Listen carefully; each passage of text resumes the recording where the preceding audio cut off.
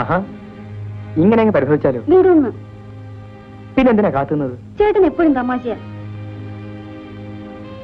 ഇങ്ങനെ മുഖം വീർപ്പിക്കാൻ എന്തുണ്ടായി?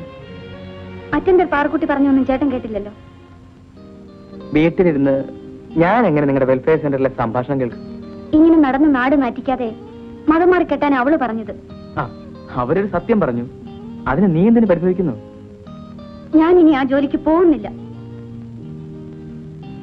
ഒരു ഗ്രാമലക്ഷ്മി ഇങ്ങനെ തൊട്ടാവാടിയാകരുത്. എനിക്കൊരു ജോലി കിട്ടുന്നവരെ പത്മ എല്ലാം സഹിക്കും.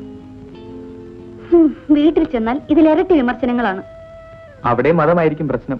നിനക്ക് പ്രേമിക്കാൻ ഒരു അന്യജാതിക്കാരനെ മാത്രമേ കിട്ടിയുള്ളൂടി എന്നാണ് അമ്മ ചോദിക്കുന്നത്. ചോദ്യം ശരിയല്ലേ? എന്നെ മുസ്ലിമായി ജനിപ്പിക്കാൻ ഞാൻ ആരോട് ശുപാർശ ചെയ്തില്ല. എന്റെ പ്രയാസങ്ങളൊന്നും ചേട്ടൻ അറിയില്ല.